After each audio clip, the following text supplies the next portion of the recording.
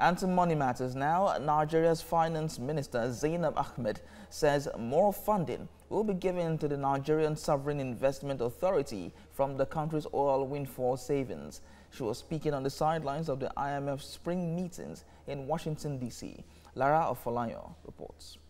Crude account contains monies from Nigeria's oil windfall savings. $1 billion seed capital from the account was used to start the Nigeria Sovereign Investment Authority years ago. The agency has been involved in managing and investing these funds for the country. Nigeria's finance minister now says government intends to improve on the investment authority's funding. The National Sovereign Wealth Authority is supposed to be funded from the Excess Crude Account, but unfortunately, because the build-up is very slow, we only increase our investment in the NSIA periodically.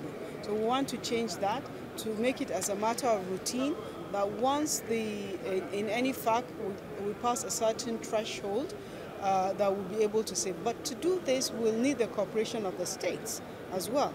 Because oftentimes we want to save, but the states will be putting pressure that they want funds to use, of course, for running of the states. The International Monetary Fund at its spring meeting in Washington, D.C. clarified its poor rating of Nigeria's Sovereign Wealth Fund as targeted at the management of the Excess Crude Account and not the Investment Authority. Natural Sound. Nigeria has been involved in several conversations at the spring meetings for its economic benefit. To be able to optimize our relationship with the IMF as well as with the World Bank, as well as to interact with our peers from across the globe. We have a certain group that is called the G24 Finance Ministers Group. We meet closed-door meetings to discuss problems that are common to all of us. We want to be able to ensure that we are aware of the global risks.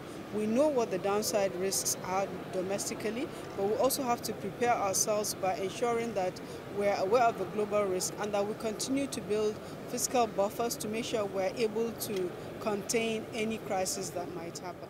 Nigeria has also sought investment interests into its economy from international investors at the meetings. At the Corporate Council on Africa Roundtable, for example, where a presentation on Nigeria's economic outlook for 2019 was made, investors were brought up to speed on the country's reforms in several sectors which promise good returns on investment. Lara Ofolayo, TVC News, Washington, D.C.